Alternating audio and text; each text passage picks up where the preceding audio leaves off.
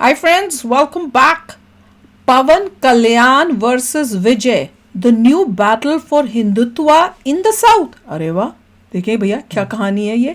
Video शुरू करते हैं। वीडियो शुरू करने से पहले अगर आप चैनल पर नए हो और आपने अभी तक सब्सक्राइब नहीं किया तो जल्दी से पहले सब्सक्राइब के बटन और बेल आइकन को क्लिक कर लो ताकि आपको हमारे सारे न्यू वीडियोस के नोटिफिकेशन मिल जाए जैसे हम अपलोड करें। अगर आपको वीडियो पसंद आता है प्लीज लाइक एंड शेयर। चलिए शुरू करते हैं। और दूसरे दो चैनल्स उनको भी सब्सक्राइब कर लेना क्योंकि आपके रिक्वेस्टेड वीडियोस उन चैनल्स में भी आ रहे हैं। लिंक्स है डिस्क्रिप्शन बॉक्स में। आज हम बात कर रहे हैं साउथ इंडिया की, जहां पर एक काफी भीषण युद्ध होने वाला है?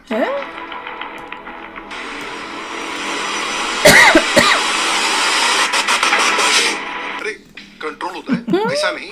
आइडियोलॉजिकल वॉर की बात कर रहा हूँ। सदर्न इंडियन स्टेट्स में इस समय पर आइडियोलॉजिकल बैटल लाइंस ड्रॉ हो रही हैं। एक तरफ है हिंदुत्व के नए जनरेशन का आगाज।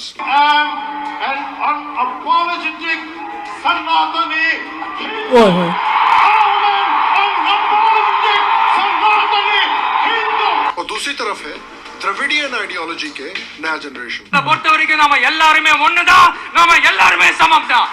அதனால என் நெஞ்சில் கொடி இருக்கும். என்னோட உயிர் வணக்கங்கள்। पवन कल्याण और विजय दोनों अपोजिंग आइडियोलॉजीज के नए सितारे हैं जिन्होंने हाल में ही पॉलिटिकल अखाड़े में कदम रखा है। और ये दोनों आइडियोलॉजिकली एक दूसरे से उतने डिफरेंट हैं जितने अश्नीर ग्रोवर पॉडकास्ट पर और अश्नीर ग्रोवर सलमान खान के सामने डिफरेंट होते हैं। जहां पवन कल्याण हिंदुत्व से इन्फ्लुएंस्ड है और विजय पेरियार और द्रविडियन आइडियोलॉजी से इन्फ्लुएंस्ड है। और तमिलनाडु में ही नहीं बल्कि सदर्न इंडियन स्टेट्स में हिंदुत्व की हो रही बढ़त को रोकना चाहते हैं। तो आइए हम बात करेंगे इस नए आइडियोलॉजिकल बैटल की, कैसे सदर्न इंडियन स्टेट्स ट्रांसलेट नहीं कर पाए ना हम लोग। ग्राउंड बन गए हैं और क्या कंडीशन तो लगा तो बोल रहे हैं। एक तो अच्छा था, दूसरे ने क्या बोला? एक ने ऑपोजिट बोला शायद। हेलो श्याम शर्मा शो के इस एपिसोड में आपका बहुत बहुत स्वागत है। मैं हूँ सेकुलरिज्म का सीईओ श्याम शर्मा और आप सबको एक सेकंड रुकना। देखिए, जिन दो लोगों की हम बात आज करने जा रहे हैं दोनों एक्टर्स टर्न्ड पॉलिटिशियन हैं। और ये ट्रेंड एक्चुअली काफी इंटरेस्टिंग है। मैं कह रही थी वो दूसरा वाला है सदर्न लग रहा था एक्टर। इनफैक्ट आजादी के पहले भी जैसे के.आर. रामास्वामी थे जो 40s के दशक में काफी जाने माने एक्टर थे। विजय लग रहा था। द्रविडियन पार्टीज के लिए, द्रविडियन आइडियोलॉजी के लिए काफी प्रचार किया जिससे वो 1960 में लेजिस्लेटिव काउंसिल के मेंबर भी चुने गए थे। अब देखिए, नॉर्थ में भी कुछ एक्टर्स हैं जो काफी सक्सेसफुल रहे हैं पॉलिटिक्स में, लेकिन इस वीडियो में हम सदर्न स्टेट्स के एक्टर्स की जनरली बात करेंगे। फॉर एग्जांपल, एक काफी बड़ा एग्जांपल है एमजी रामचंद्रन का, जिन्हें एमजीआर भी कहा जाता है। एमजीआर ने ही 1972 में डीएमके से अलग होकर अपनी खुद की पार्टी एआईएडीएमके बनाई थी, जो आज तमिलनाडु की काफी प्रोमिनेंट पॉलिटिकल पार्टी है। एमजीआर अपनी स्टारडम की वजह से 1977 में 2 कंसेक्यूटिव टर्म्स के लिए तमिलनाडु के चीफ मिनिस्टर भी रहे थे। उन्हीं के फुटस्टेप्स पर जयललिता ने भी फॉलो किया था और वो भी फिल्म इंडस्ट्री से पॉलिटिक्स में आई थी और तमिलनाडु की चीफ मिनिस्टर बनी थी। आंध्र प्रदेश में भी ये ट्रेंड रहा है। 1982 में सुपरस्टार एनटी रामाराव, जिन्हें एनटीआर भी कहा जाता था, उन्होंने पॉलिटिक्स में एंट्री ली और अपनी तेलुगु देशम पार्टी बनाई। वो भी आंध्र प्रदेश के 3 बार चीफ मिनिस्टर बनकर रहे थे। इसी तरह कमल हासन ने भी 2018 में मक्कलनिधि मय्यम नाम की एक पॉलिटिकल पार्टी, लेकिन अभी तक उसका कुछ खास इम्पैक्ट पॉलिटिकली हमें देखने को नहीं मिला है। कुछ ऐसे एक्टर्स भी थे जिन्हें इनिशियली काफी सक्सेस मिली थी लेकिन वो अपनी सक्सेस को सस्टेन नहीं कर पाए, जैसे कि तेलुगु सिनेमा के एक बड़े नाम चिरंजीवी, जिन्होंने 2008 में प्रजा राज्यम पार्टी बनाई थी और 2009 के इलेक्शंस में एक्चुअली उनकी पार्टी ये तो अभी भी मूवी में आता है शायद, लेकिन अल्टीमेटली उनका पॉलिटिकल करियर फिजल आउट करने लग गया और फिर 2012 में उन्होंने कांग्रेस के साथ अपनी पार्टी को मर्ज कर दिया। और देखिए, जिस आइडियोलॉजिकल बैटल की हम बात कर रहे हैं उसकी बात करने के पहले मैं आपको कुछ ऐसी चीज बताना चाहता हूँ जिससे ये बात और भी सरप्राइजिंग हो जाएगी कि सदर्न स्टेट्स क्यों इस समय पर ये आइडियोलॉजिकल बैटल ग्राउंड बने हुए हैं। क्योंकि अगर आप साउथ इंडिया को देखें तो साउथ इंडिया हिंदुइज्म का और हिंदुत्व का हमेशा एक स्ट्रॉन्ग गढ़ रहा है। जब नॉर्थ इंडिया में इस्लामिक इन्वेजन चल रहे थे, जब नॉर्थ इंडिया इस्लामिक इन्वेजन अब तो वहाँ पे इतने हो रहे हैं, था सदर्न स्टेट्स ही थे जो हमारी संस्कृति और धर्म को प्रिजर्व करके रख रहे थे। जब नॉर्थ इंडिया में इस्लामिक इन्वेडर्स ने बड़े बड़े मंदिरों को और लर्निंग सेंटर्स को तोड़ दिया था, तब सदर्न इंडिया के ही किंगडम्स थे, सदर्न इंडिया के ही राजा थे जिन्होंने इन कल्चर्स को, इन लिटरेरी और एजुकेशनल ट्रेडिशंस को बचा कर रखा हुआ था। हमारे ग्रेट चोला, पल्लवा, चेरा और विजयनगर एम्पायर्स ने, जो पॉलिटिकली और मिलिटरीली तो स्ट्रॉन्ग किंगडम्स थे ही, लेकिन भारतीय धर्म के और भारतीय लिटरेरी और एजुकेशनल परंपराओं को भी काफी उन्होंने प्रिजर्व किया था। इनफैक्ट चोला एम्पायर के समय पर तो हिंदू धर्म का प्रभाव इंडिया से बाहर भी, थाईलैंड, इंडोनेशिया, कंबोडिया, कैम्बोडिया और वियतनाम तक पहुंच गया था। इसके अलावा कई राजा महाराजाओं ने इस्लामिक इन्वेडर्स का भी काफी स्ट्रॉन्ग रेजिस्टेंस दिया था। इनफैक्ट विजयनगर एम्पायर ने बहमनी सल्तनत और पावरफुल डेक्कन सल्तनत जैसे पावर्स को काफी सालों तक रेजिस्ट किया था। इन बड़े बड़े एम्पायर्स ने पूरे साउथ में काफी भव्य मंदिर बनाए थे जो आज भी थैंकफुली खड़े हैं, जिनको हम जाकर विजिट कर सकते हैं। इनफैक्ट ऑथर संदीप बालकृष्ण ने तो यहाँ तक कहा था कि विजयनगर एम्पायर ने दुनिया को one of the first examples दिया था हिंदू यूनिटी के पावर का। If the story of the Vijayanagara Empire can be told in just one sentence, it is this: what began as a spirited Hindu resistance against alien Islamic invasions, it gave birth to a grand civilization that showed the entire world what true Hindu unity could really accomplish. Krishna Deva Raya और Devaraya II जैसे rulers थे जिन्होंने कई बड़े बड़े मंदिर बनवाए थे, जैसे कि विरूपक्ष मंदिर, तिरुपति का वेंकटेश्वर मंदिर। और सिर्फ राजा महाराजा ही नहीं, सदर्न स्टेट्स के सेंट्स जैसे कि रामानुजा, बसावन्ना, आदि शंकराचार्य और अलवर संत जो हैं, उन्होंने हिंदुइज्म को न सिर्फ प्रिजर्व किया बल्कि इवॉल्व किया और वापस पूरे देश में स्ट्रॉन्ग करने का काम किया। और इसीलिए ये बात और भी सरप्राइजिंग, शॉकिंग और अनफॉर्चुनेटली सैड हो जाती है कि आज सदर्न स्टेट्स में इस तरह का एक बैटल ग्राउंड बना हुआ है हिंदुत्व और एंटी हिंदू आइडियोलॉजीज के बीच। और इनके पीछे देखिए वही हाथ वो वाला हिंदुत्व होगा, सारी भसड़ के पीछे होता है। और विजय एंटी होगा। British propaganda. दूसरा है अनफॉर्चुनेटली कास्ट पॉलिटिक्स, जो हिंदू कल्चर से भी निकल कर आया है।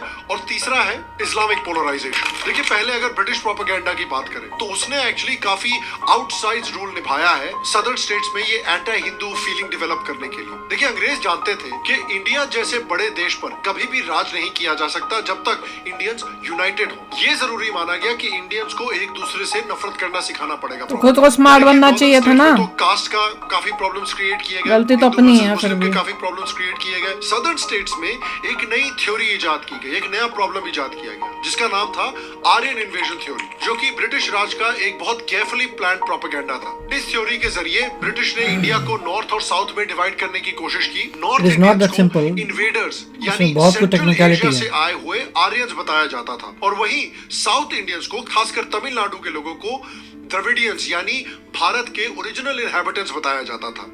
इन्हें मूल निवासी भी कहा जाता था। एक नैरेटिव बनाया गया था कि ये जो बाहर से आए हुए आर्यंस हैं, इन्होंने भारत पर इन्वेजन किया, भारत में रह रहे इन तो क्या अगर हो भी तो डिवीजन थोड़ी हो जाएगा। तमिलनाडु भगा दिया और बाकी भारत पर कब्जा कर लिया। ब्रिटिशर्स क्या कर रहे थे? वो क्या साइंटिस्ट और हिस्टोरियंस ने काफी डिटेल में इस बेसलेस आइडियोलॉजी को, इस बेसलेस प्रोपेगेंडा को थॉरली डिबंक कर दिया है। लेकिन इसके बावजूद अनफॉर्चुनेटली सदर्न स्टेट्स में, पर्टिकुलरली तमिलनाडु में, ये द्रविडियन आइडियोलॉजी काफी जोरों से घर कर चुकी है और इस आइडियोलॉजी से बेस्ड कई सारे पार्टीज भी निकल कर आए हैं। और अनफॉर्चुनेटली सदर्न स्टेट्स में कुछ कास्ट डिस्क्रिमिनेशन भी हमने देखी है, तमिलनाडु में, केरला में, कर्नाटका, आंध्रा जैसे स्टेट्स में, जिस वजह से ये जो थ्योरी है ये और भी कैल्सिफाई कर गई। और इस थ्योरी का इस्तेमाल करके कई पॉलिटिकल पार्टी सक्सेसफुल हुई है, जैसे कि डीएमके, एआईएडीएमके, वीसीके, एनटीके या कुछ हद तक वाईएसआर कांग्रेस। और देखिए द्रविडियन आइडियोलॉजी को भारत ने प्रमोट करने के पीछे सिर्फ डिवाइड एंड रूल का ही गोल नहीं था, एक और बड़ा गोल था ब्रिटिश का कि इंडियंस को फिर क्रिश्चियनिटी में कन्वर्ट किया जाए। अब देखिए अंग्रेज तो चले गए, लेकिन उनके जो टट्टू हैं अभी भी उनका काम इसी तरह से कंटिन्यू कर रहे हैं। Chitpavananda, the famous educationist seer of Tamil Nadu, had recorded an interesting confession once by a Madurai bishop. It said that the Dravidian movement was a time bomb set by the church to destroy Hinduism. Now, though dramatic, this sentiment has actually played out a number of times. According to reports, Christian mafia इस समय पर बहुत active है तमिलनाडु में। In fact खासकर convent schools और colleges को इस्तेमाल किया जाता है, खासकर जो इकोनॉमिकली बैकवर्ड स्टूडेंट्स हैं उनको टारगेट करने के लिए और उनको कन्वर्ट करने के लिए। आप एक हिंदू फैमिली है, पुअर हिंदू फैमिली है, आपकी बीवी बीमार है, हस्बैंड बीमार है, आपके पास हॉस्पिटल नहीं है, जाने को पैसे नहीं है, आप नहीं जा पा रहे। कोई हिंदू टेम्पल के पास ये पैसे, उनके पास कंट्रोल नहीं है कि वो हॉस्पिटल बना दें, लेकिन कोई मिशनरी हॉस्पिटल है, आपको वहाँ ले जाते हैं, आपको वहाँ ट्रीट किया, suddenly, not so suddenly. In fact कई जगह क्रिश्चियन मेडिकल कॉलेज में भी ये होता है, not so suddenly. You have the priest sneaking into all these emergency wards trying to convert. This is happening in CMC. You know. तो बाकी hospital होगा तो वो कहेंगे हमारा तो ये दायित्व है, हम तो प्रोसेलिटाइज करेंगे, हमें तो कहा है।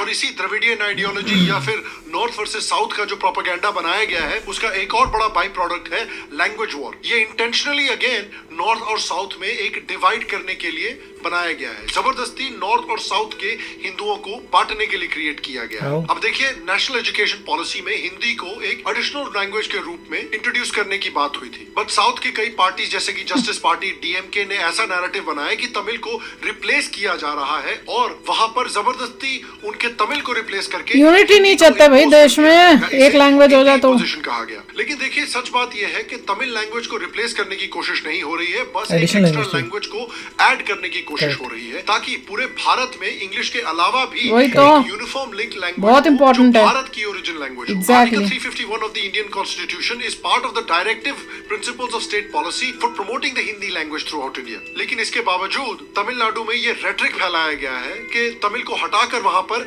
हिंदी इंपोज कर दी जाएगी। इसलिए 1937 से लेकर आज तक तमिलनाडु में इस बात को लेकर 5 बड़े राइट्स हो चुके हैं। The DMK stirs a mega protest against any imposition of Hindi in central Stalin. education institutions.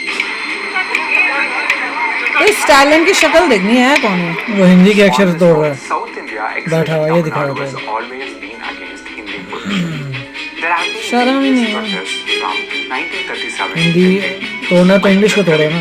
மனமொழி பேசுவதும் அறிந்திருக்கக்கூடிய இணைப்பு மொழியான और ये इंटरेस्टिंग बात है कि इनको नॉर्थ इंडियन से इतनी नफरत है, वहीं ये पार्टी नॉर्थ इंडियन कंसल्टेंट्स को हायर करती है अपने इलेक्शंस को लड़ने के लिए। और इसी वजह से देखिए, तमिलनाडु में जितनी भी प्रॉपर्टीज है उसमें जहां पर भी हिंदी सिंबल्स या हिंदी लैंग्वेज दिखता है उसको डैमेज किया गया था। आज उसी का एक रैबिड वर्जन हम कर्नाटका में भी देख रहे हैं, जहां पर गुंडे हैं जो नॉर्थ इंडियंस को पीट रहे हैं या नॉर्थ इंडियंस को अटैक कर रहे हैं या उनको धमकियां दे रहे हैं कि आपको कन्नड़ा बोलना पड़ेगा, हिंदी बोलना अलाउड नहीं, आपको कन्नड़ा ही बोलना पड़ेगा। No, we will not speak in Kannada. Why we will speak in Kannada?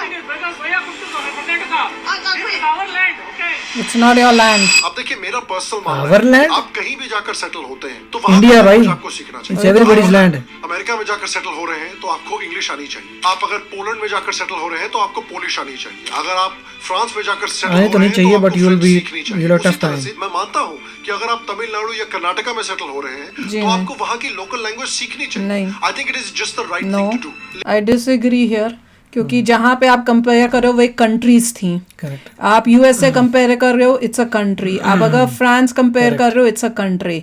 और यहाँ आप इंडिया की जगह तमिलनाडु एक स्टेट को कंपेयर नहीं कर सकते कंट्री से। कंट्री के अंदर एक पर्टिकुलर लैंग्वेज होनी चाहिए। यूएसए में एक लैंग्वेज है इंग्लिश यूनिफॉर्म, फ्रांस में एक पर्टिकुलर लैंग्वेज है फ्रेंच, मेक्सिको में एक लैंग्वेज है स्पेनिश। वैसे ही इंडिया में होनी चाहिए एक लैंग्वेज हिंदी। और किसी को तकलीफ हो रही है तो होती रहे, इसी से देश बढ़ता है और ये ऐसे ही बढ़ता रहेगा। और पॉलिटिशियंस जो है इसका फायदा हिंदी इसलिए उठाएंगे। चूज हो रही है क्योंकि majority of the people speak exactly. Hindustan हमारा नाम था, हिंदुस्तान, हिंदी, उससे बेटर कौन सी लैंग्वेज होगी? देखिए, वो तो हिंदुओं का स्थान था। I don't point care. ये है, मगर पॉइंट ये है कि कहीं और बड़ी तकलीफ होनी आएंगे अगर आप देखें तो हिंदी जो है टेक्निकली हमारी मातृभाषा नहीं है। मातृभाषा पंजाबी है, हमारी तो पंजाबी है, but we are absolutely fine with Hindi in Hindi being everywhere, या राइट। उसका रीजन ये है कि मेजॉरिटी ऑफ लोगों को हिंदी आती है, या और इजी भी है। So it is okay for everybody to know Hindi. तो आई डोंट नो क्यों किसी को प्रॉब्लम हो रही है। और यही होगा, जैसे वो बंदा बोला था ना, अगर तुम यहाँ पे तो तुम्हें कर्नाटका में तो कर्नाटक कौन सी लैंग्वेज बोली थी ना, कन्नड़ा आनी चाहिए। ये और ऐसे एपिसोड्स होंगे, क्योंकि अगर आप बोलते हैं कि उस जिस स्टेट language। में आप जाते हैं उस स्टेट के आने चाहिए, तो आपको रॉन्ग है। तो 15-16 लैंग्वेज सीखनी पड़ेंगी, हर आपकी state पूरी में लाइफ अलग इसी में लग जाएगी। इसलिए एक लैंग्वेज होनी चाहिए जिससे यूनिटी हो। possible. इससे देश बट रहा है। जो ये कह रहा है इट इज आवर लैंड, अरे it's not your land, it is everyone's land, every Indians land. Correct, it is our इतनी लैंड। हिम्मत कैसे हुई उसकी बोलने की? इसके ऊपर तो केस होना चाहिए था। How dare he. इसका मतलब था अगर ये कनाडा से कहीं बाहर जाएगा तो लोग इसे बोलेंगे तो यहाँ पे क्यों आया? कैसे आया तू इंडिया से? मतलब अपने कर्नाटका से बाहर नहीं निकलना, स्टेट से दूसरे स्टेट जाने के लिए वीजा लगेगा क्या? हद हो गई यार। बात क्या बनी? और ऊपर से टोटल रॉन्ग कॉन्सेप्ट है। इतनी हिम्मत कि जहाँ हिंदी देख रहे हैं वहां पे लोग उसको तोड़ रहे हैं। ये चल क्या रहा है देश में? हाँ, ये अपना देश आगे बढ़ा रहे हैं कि तू तोड़ रहे हैं हमारे देश को? Indian can go to any state without any fear, without any चक्कर, without any problem, चाहे उसको लैंग्वेज आती हो ना आती हो, it's absolutely okay. और अगर आप न्यू दिल्ली में देखें, जहाँ से हम आते हैं, वहाँ पे हर स्टेट से लोग रहते हैं और मैंने कभी भेदभाव नहीं मैंने भी नहीं कभी देखा यार, मैं तो हैरान हो रही है सब देख के। स्कूल में भी हमारे इतने सारे लोग थे डिफरेंट स्टेट से, हमें कभी फील नहीं हुआ नॉर्थ वाले ऑल द सेम। नहीं, नॉर्थ वाले साउथ की मूवियों को कैसे एक्सेप्ट करके इतना प्यार दे रहे हैं। साउथ के एक्टर्स जो पहले उनको कोई वैल्यू नहीं थी, इतनी उनको वैल्यू मिल रही, इतने वो अमीर हो रहे हैं। और यहाँ साउथ के लोग ऐसे सोच लेके बैठे हुए हैं और नॉर्थ के लोग खुले बाहों से उनको सबको बोल रहे हैं आओ तुम्हारी भी इंडस्ट्री को हम आगे बढ़ाते हैं। हाँ, हद ही हो गई है। तो चलो आप भी शेयर करना अपने थॉट्स, चलते हैं, मिलेंगे नेक्स्ट वीडियो में बहुत ही जल्द। Till then take care and bye bye. तो अगर आप मेरे इस चैनल पे नए हो तो जल्दी से सब्सक्राइब के बटन को हिट करो और बेल आइकन को क्लिक करो ताकि आपको मेरा जब नया वीडियो मैं लगाऊं आपको उसके बारे में जल्दी से पता चल जाए।